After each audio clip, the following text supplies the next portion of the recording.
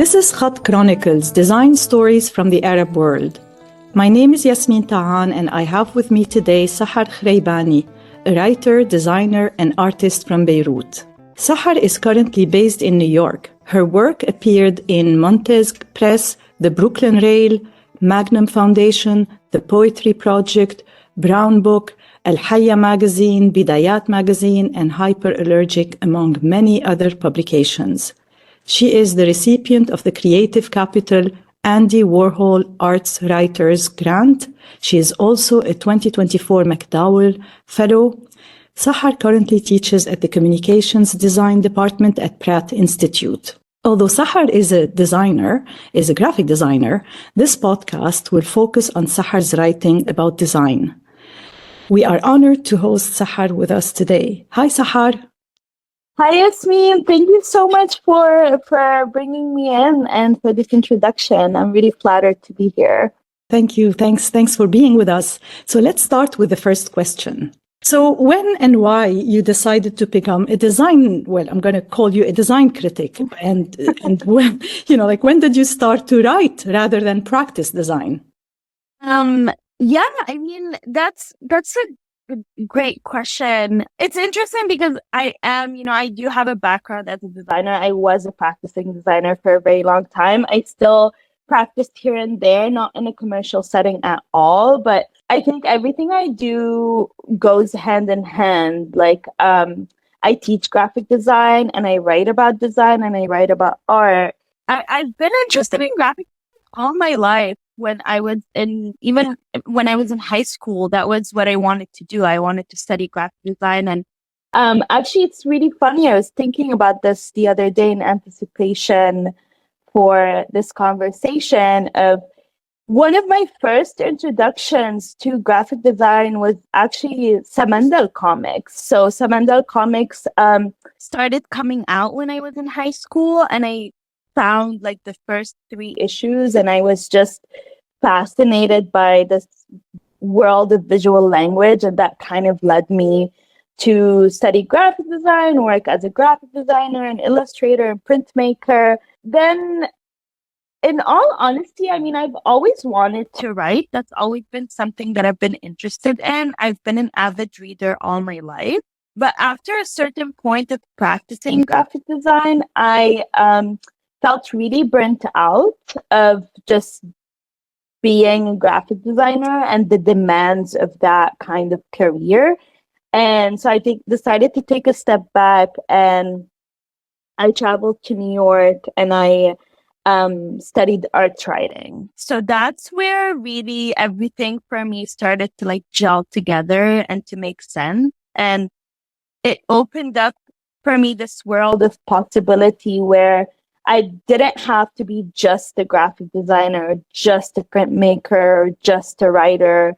It was the first time where I just saw everything as part of my practice, as just one practice, whether it's the making or the writing about the making or the writing about other kinds of making. So that's kind of a very condensed version of my journey to get into this. And then, of course, I started teaching about 4 years ago, nearing on 5 years.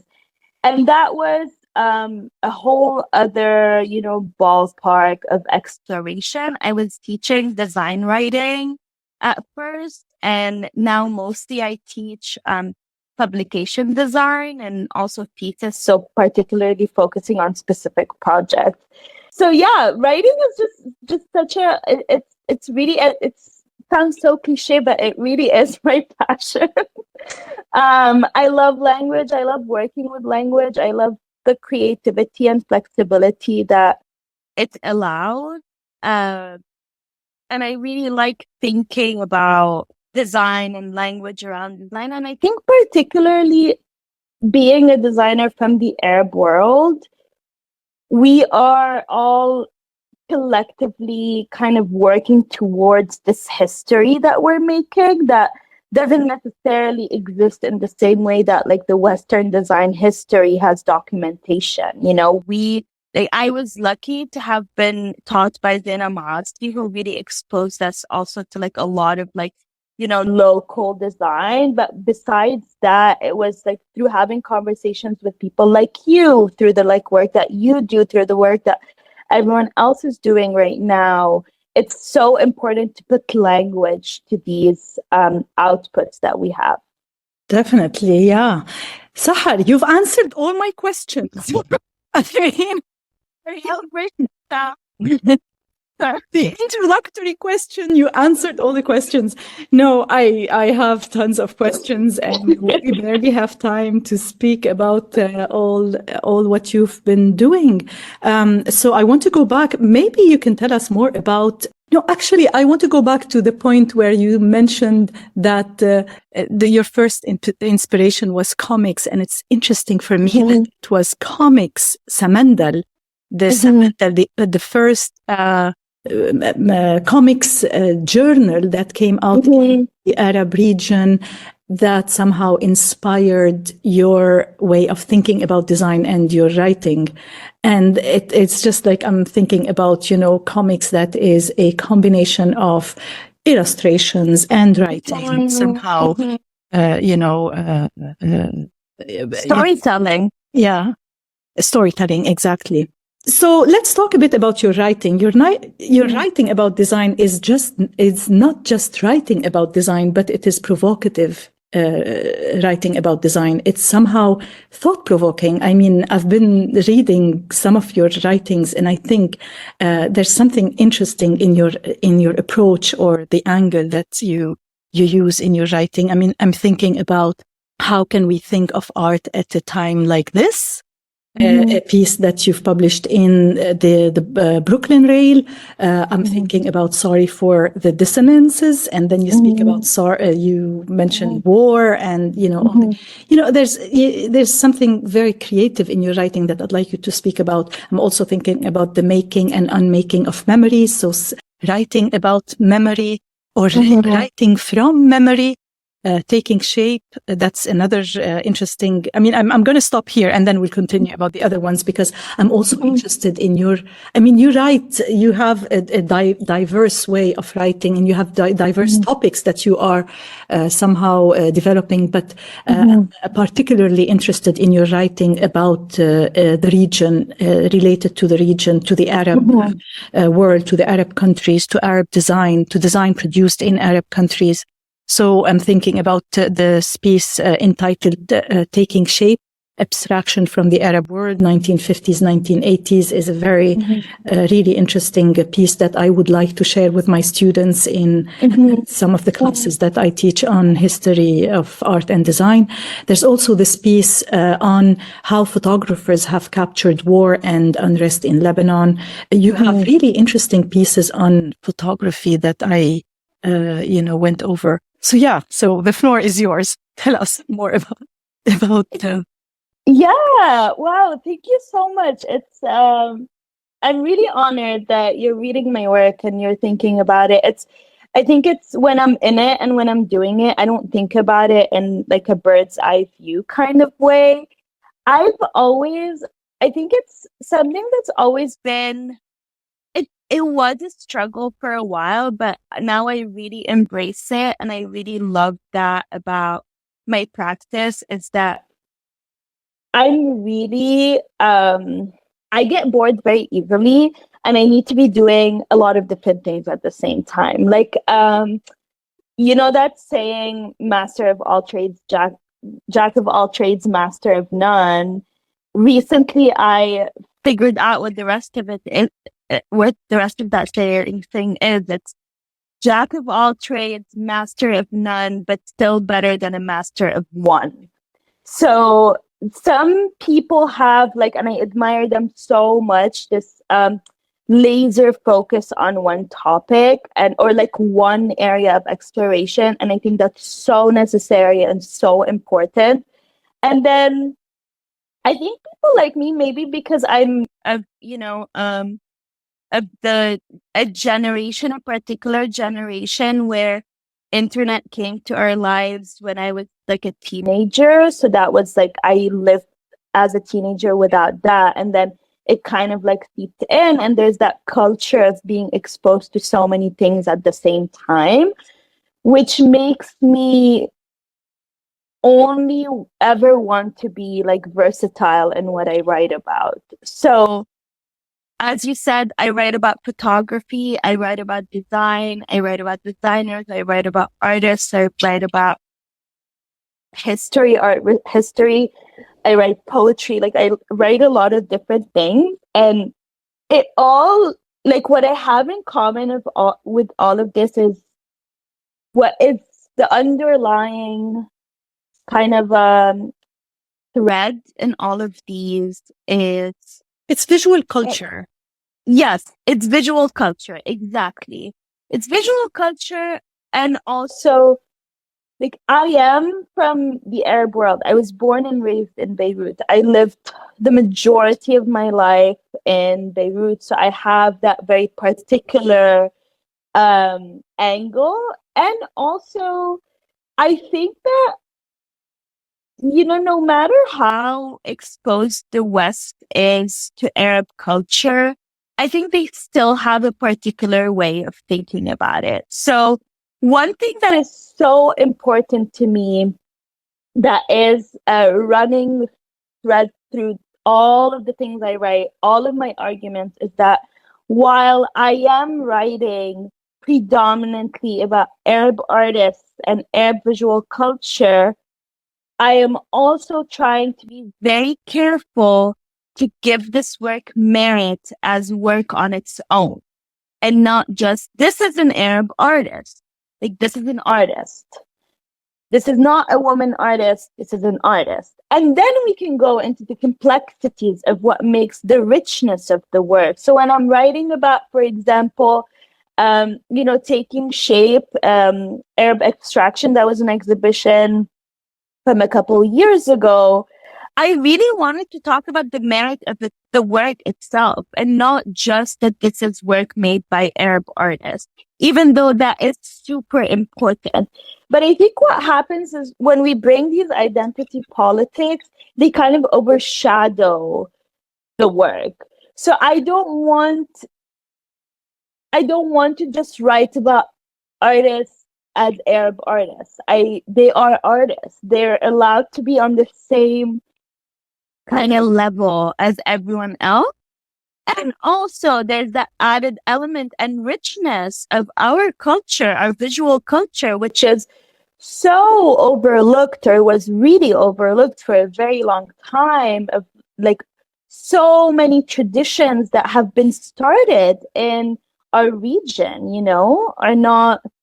So yeah, that's kind of, photography is a very interesting medium for me. I think about it a lot in terms of the world we live in today, and documentation, and how important it is. I feel like we're always in a process of archiving the present. Like, we're always archiving the present, because we share this as we grew up somewhere that the history is just very contested. Like, we didn't really study this history. So grappling at anything to kind of make sense of the present, if that makes sense.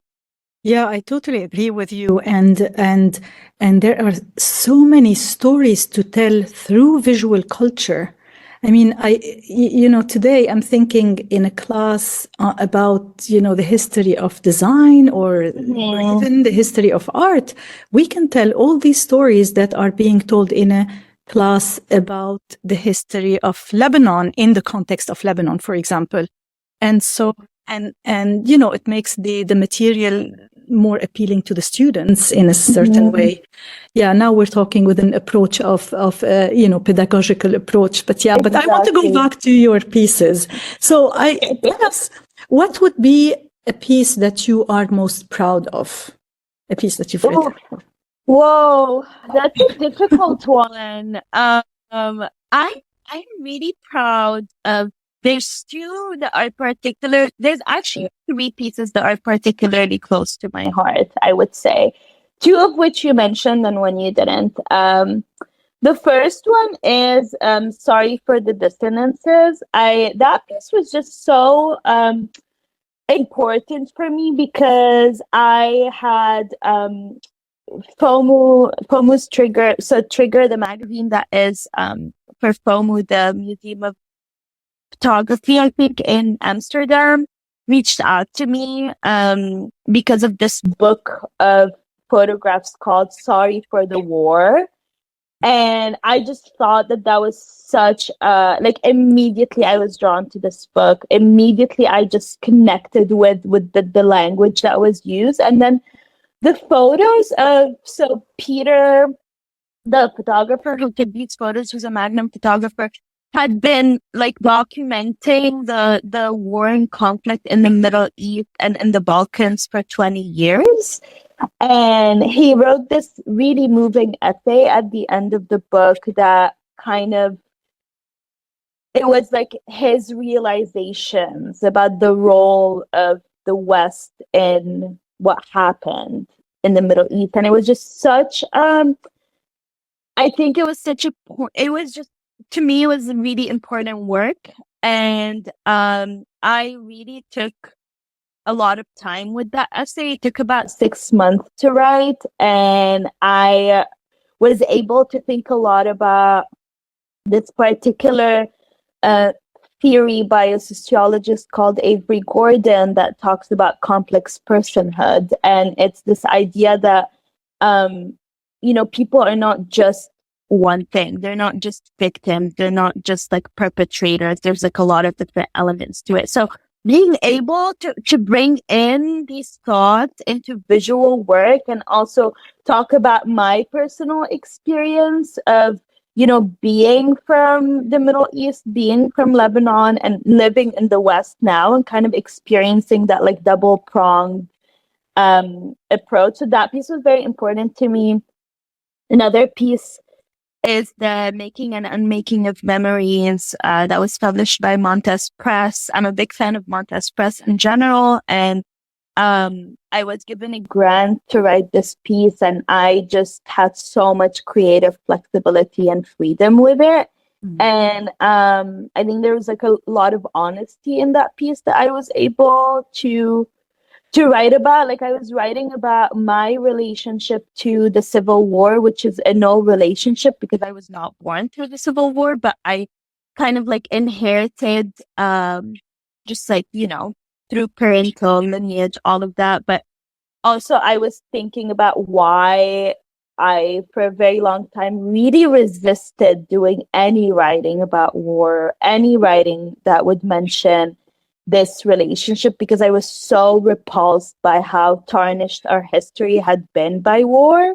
And of course, now talking about this in March of 2024, there's been an awful genocide for months and months, and just having to just reckon with that, and also be around a lot of reckoning that is happening in the West. Is kind of, it's like that finally you see like it's like in real time.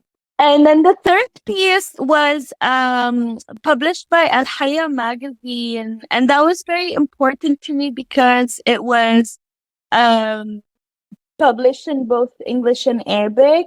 It was a translation. I don't write in Arabic, but I was really happy that I was able to kind of think through how language would be translated to Arabic. And it was also, I don't know if it's a political piece, but it's a piece about silence and about the effect of like silence on. What do you mean? What do you mean you don't know if it's a political piece? All your writing is political. I mean, really, what you're talking about is all political. Language is political. That's true. Yeah, and this is one of the pieces that I wanted to discuss as well. This important issue of language is a topic by itself. But before that, I would like to tell our listeners where can they find maybe a link to all your writing would be helpful. Like, can you just... it's on my website. saharkhraibani.com. So it's Mhm. SAHARKHRAIBANI.com. And right there, you can there's all the links to all the pieces that all the work that Yes. I've done. Yeah, actually, this is where I accept the system. Thank you for gathering all your pieces together, sharing them under your website under writer, I think. So going back to this topic, language is really important. Also, you spoke about how your writing is honest and in a way authentic. You're always using going back to a personal experience or looking into how this experience was lived from your side is really interesting. I really want to emphasize in this podcast the importance of having more design writers.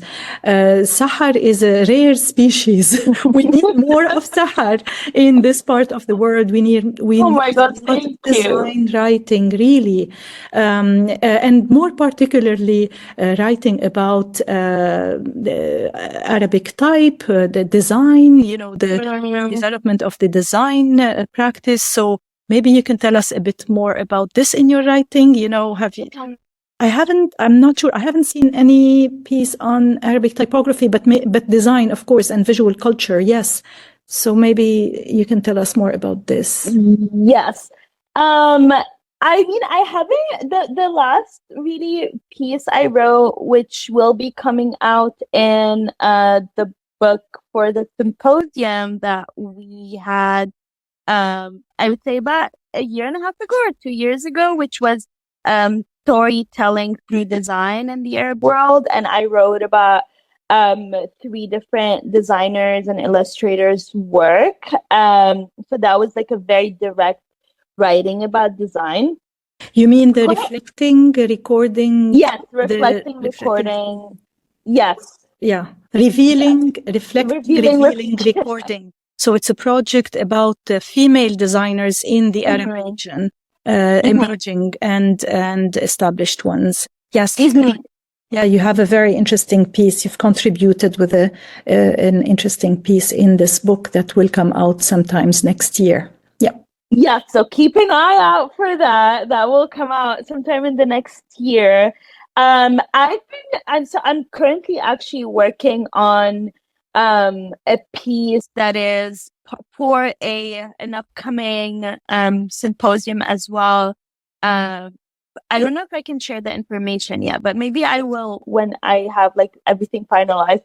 But it is about because that's interesting because I actually teach typography at Pratt also, and I teach mainly Latin typography. But as of recent years, I've had a lot of students who have been interested in non-Latin typography. So we've been looking a lot at Arabic typography, at calligraphy, at Persian typography. We've also been trying to establish a few calligraphic modules for the typography classes, and how it's particular because I'm in an American setting, right? So how do I make Arabic typography relevant to this kind of pedagogy, this kind of design education? So anyway, that's kind of what the piece I'm working on right now is. It's more of a pedagogical academic piece of writing than it is a creative piece of writing, and it is about how to bring in these historical references into a context that they're alien to. And I'm also thinking about it in terms of how in the Arab world we study Latin typography too, so we are bringing that context into a different foreign world. Why not doing it the other way around? So that's an exploration I'm doing. I love typography. I've worked with typography a lot. I've worked with Arabic typography a lot. I was really lucky to study under really incredible type designers at the AUB. So I just feel really, really lucky for that. I don't think, at least here in the US, there's that level of rigorous attention to type education. maybe that's a generalization. I don't know, but as far as I know, as far as I can tell.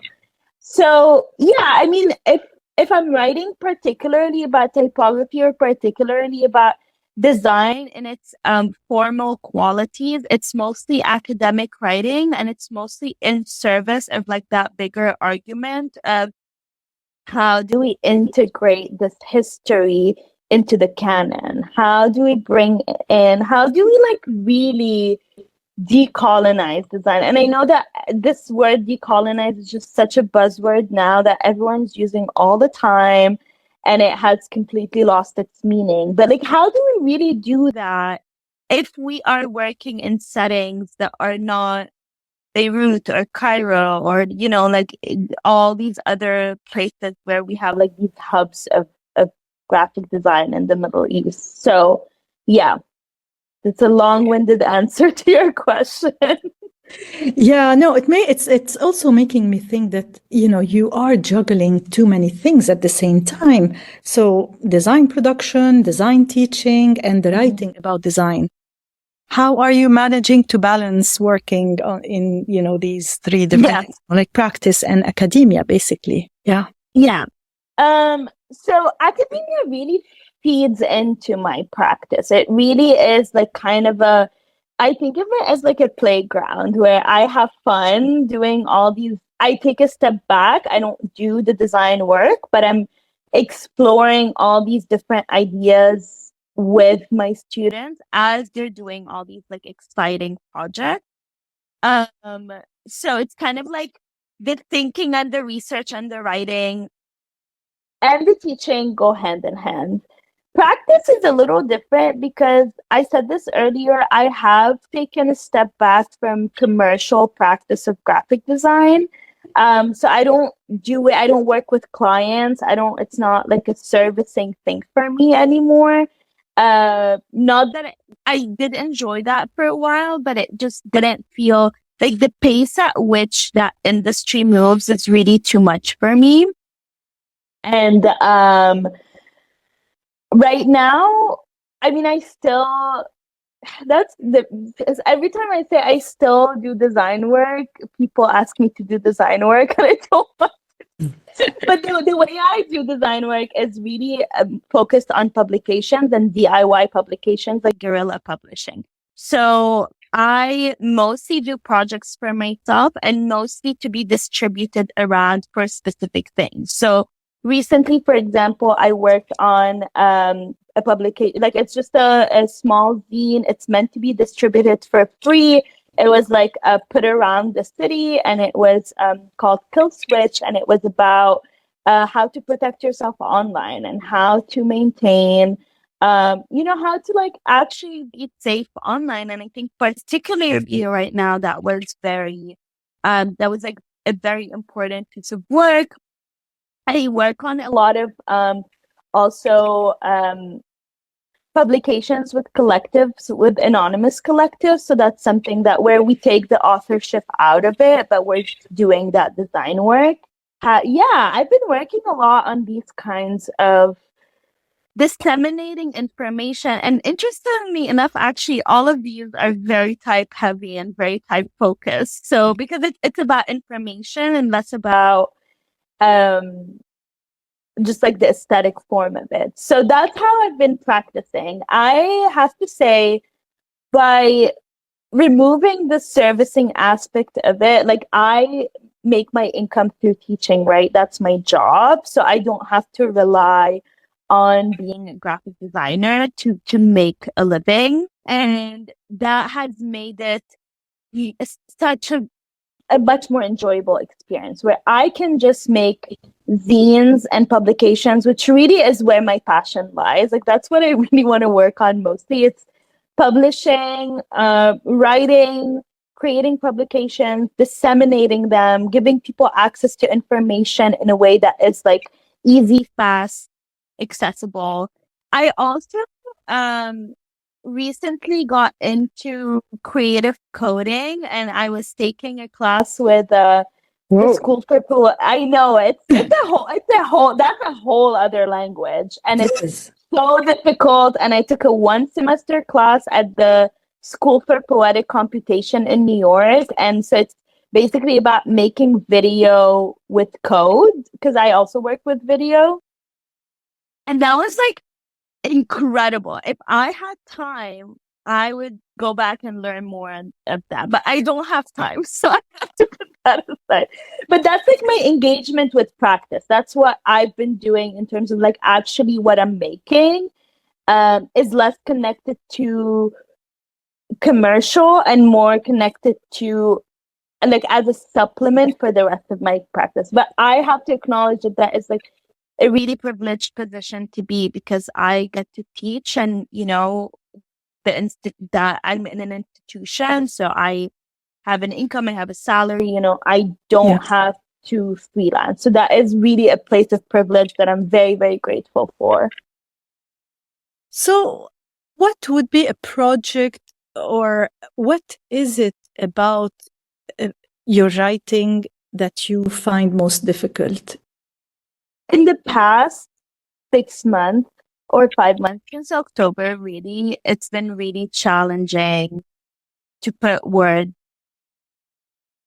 into, like, just put words together. I